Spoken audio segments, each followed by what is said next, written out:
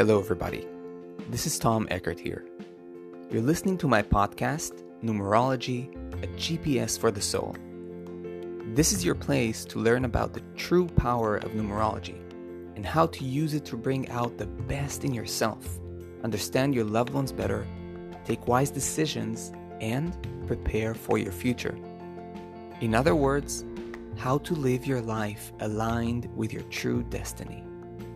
Take your time to educate yourself and share these podcasts with your friends and family so they too can enjoy the great benefits of numerology.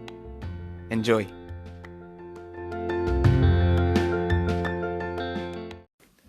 Hello to all my listeners.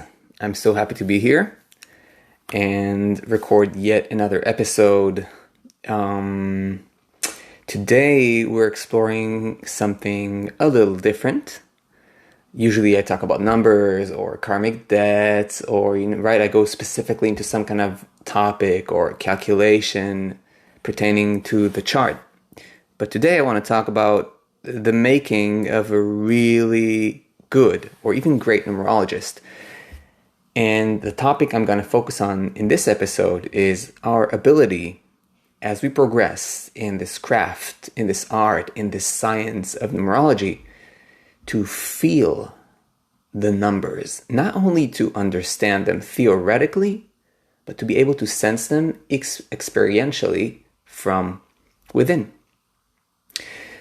So, before we plunge right into this topic, if you happen to be new here, then you should know that this podcast is a deep discussion into numerology as a path for inner transformation, growth, and self-understanding.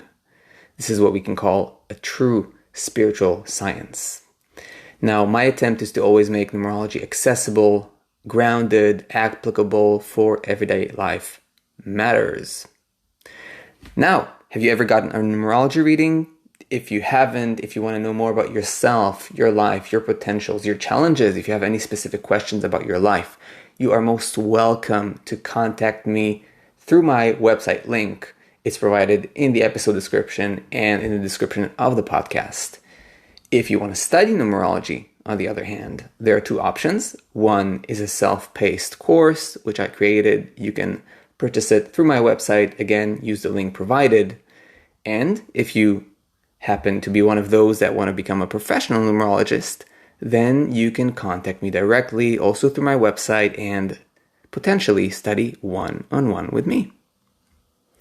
Woohoo! So, having said that, let us jump right into today's topic, a super interesting and fascinating topic. So, to be a really good numerologist, right?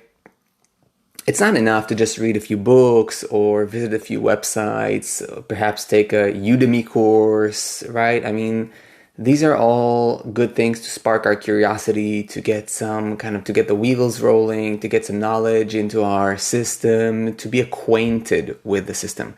But this is not really how one becomes proficient, how one becomes an expert, an adept of the art. So let us start by the first foundation of being a good numerologist. And the first foundation that one really needs to have is a good grip on the theoretical foundation.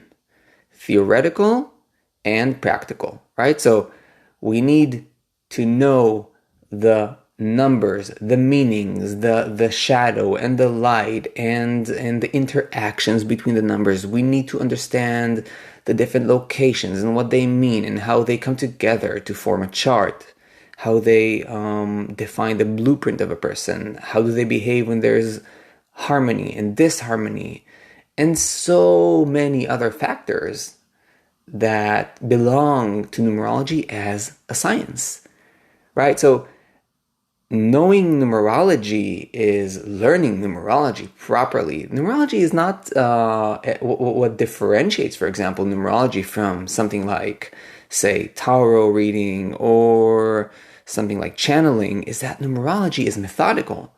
There's truly something to lean on. Now, the knowledge is rooted in profound spiritual understanding of life and the universe, but it's methodical.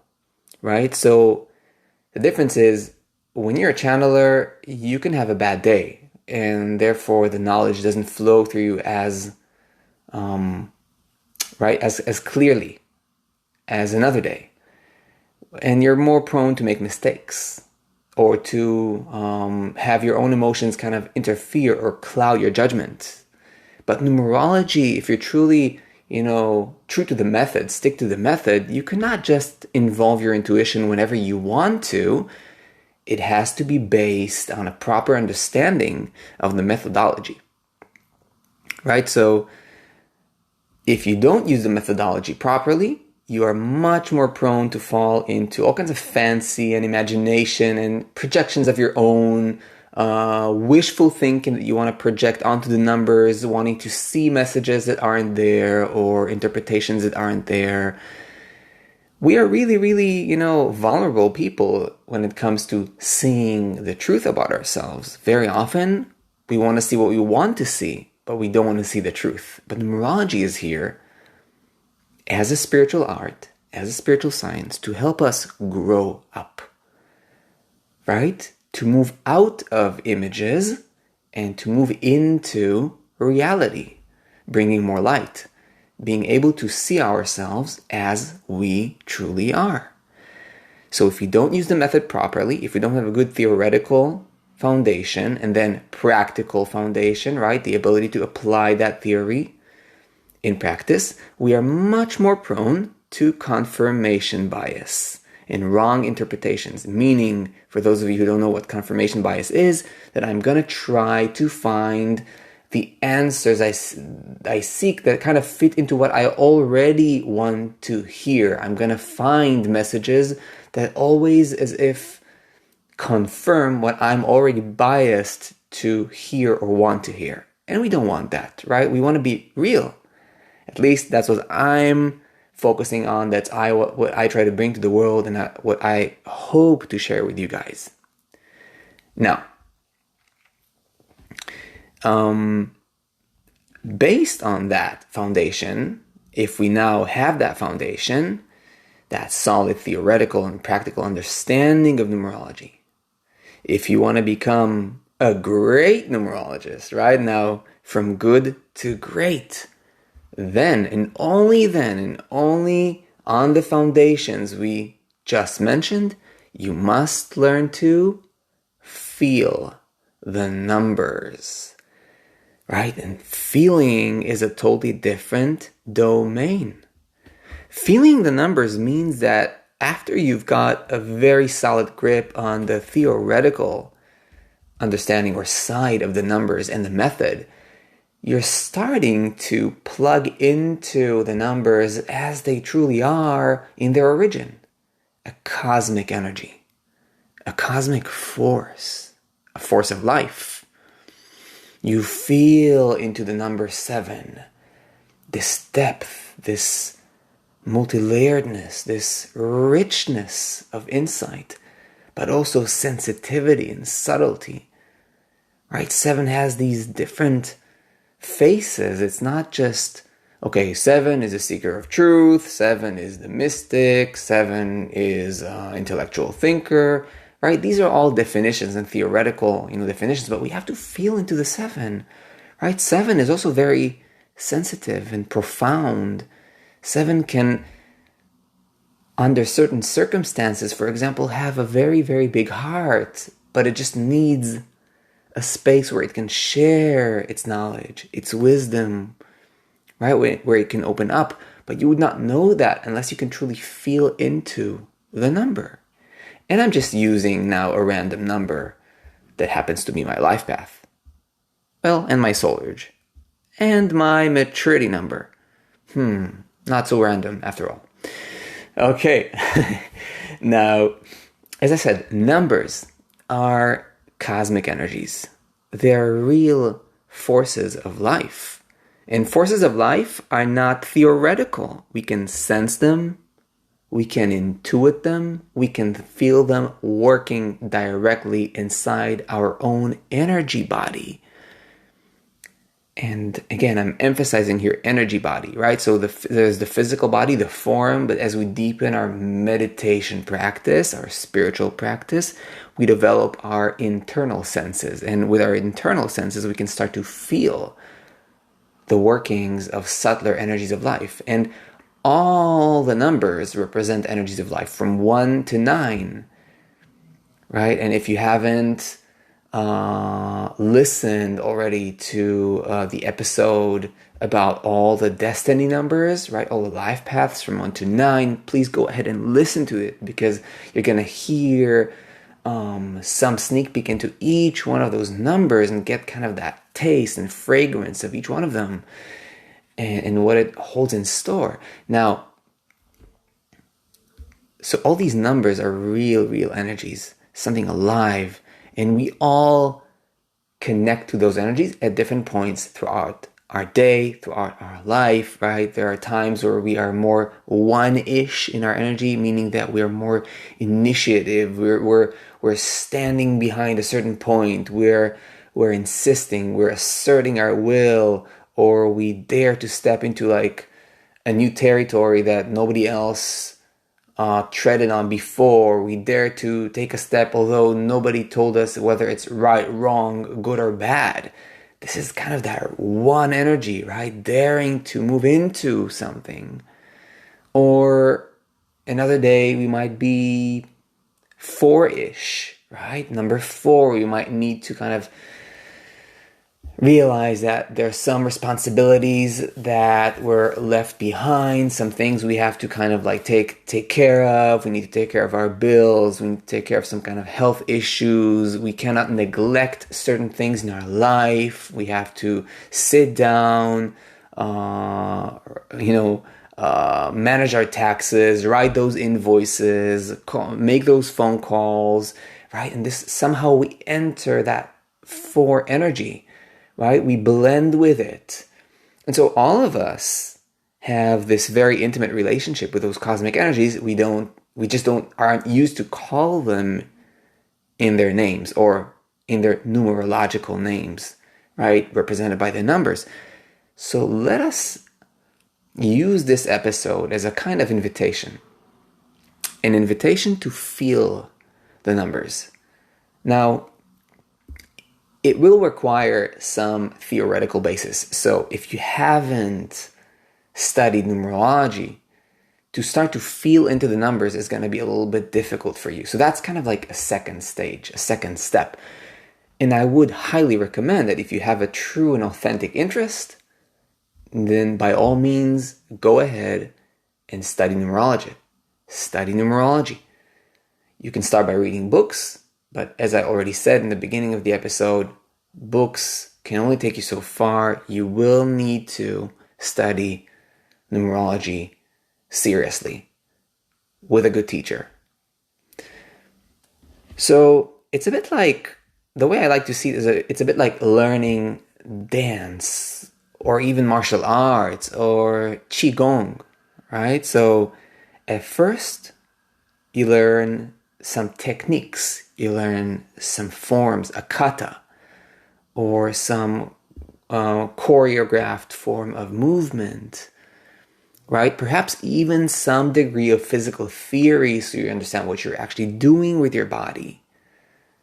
But then, as you gain experience, and after the knowledge has truly become part of you, it has become spontaneous. You don't need to kind of like go back to your memory, right, in order to draw that kind of movement, that kind of memory of that movement so that you can, right, act on it.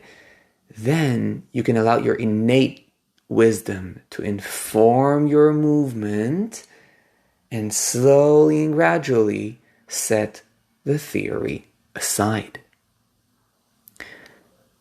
Nevertheless, you won't be able to skip, one cannot skip the stage of establishing a rock-solid theoretical and practical knowledge and experience. So for example, with my students, even after they've studied with me for quite a while, even if they received already a certificate from me as a certified numerologist, right? which is a beautiful thing, a beautiful achievement, if they haven't put into practice what we learned, then they are in a way still building the first stage, which is like the theoretical understanding and mostly the practical application. So one needs to then start giving readings to people, right? You start with friends, you start with family, you start with acquaintances, maybe colleagues that are open to that.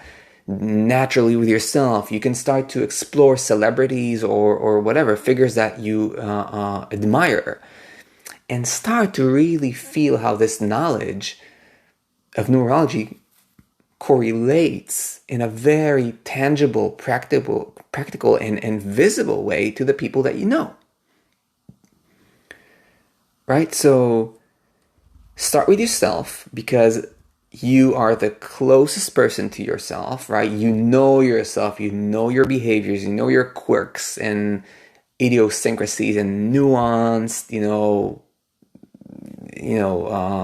sides, and you can look at your numbers and say, now I really understand how this number behaves. And that actually takes you closer not only to the practical side, but actually starts to take you into that wonderful territory of feeling the numbers, right? And my recommendation is start by feeling. If you want to practice this meditation on the numbers, on intuiting them, start by feeling into your life path number, right? The life path, your date of birth reduced into a single digit, right? So start by feeling into that number, because this is the most central, most pivotal, and most influential number in your entire chart, which makes it more easy to access, right? So after you've calculated your number, close your eyes, take a moment, breathe deeply, relax, and look at yourself. Observe yourself, your deepest yearnings, your deepest inclinations, your deepest energies, and learn how to detect and feel that energy of your life path number, and understand it by encountering it directly in your consciousness, in your energy body, within your internal senses. Once you've done that and you've gotten comfortable, the next step is to start practicing sensing into the life path of those that are closest to you, family members and best friends. Those are also people you know pretty well. You probably know also their idiosyncrasies and quirks, right? And therefore, you can also sense into their life path number and see, wow, oh yes, that's how it behaves. Oh yeah, and I can see beyond what I read in this book or beyond what my teacher taught me. I can really feel the number and see, oh, it has also these little behaviors and these little tendencies, right? And that's how you learn to become a real numerologist that not only learns the method, but in the long run can actually expand and evolve the method and bring new insights to the table. Right? So I'm going to repeat. The key is first developing a solid base of knowledge, and then based on that, leaning into your intuition and feeling, right? And then together, knowledge, practice, and intuition form a rock-solid ability to be a really reliable, honest, truthful, and wise numerologist. So practice and study is key. So what should I say except keep learning, keep practicing, And as earlier mentioned, if you want to study numerology, I am more than inviting you, more than welcoming you to check out my self-study course or to contact me and study one-on-one, in-depth, fascinating numerology studies with me. You can also get a numerology reading to know more about yourself, and all of these can be accessed through the link provided in the episode description and also the podcast description. My friends, thank you for listening so far. It's been a pleasure, and as always, I will see you in the next episodes.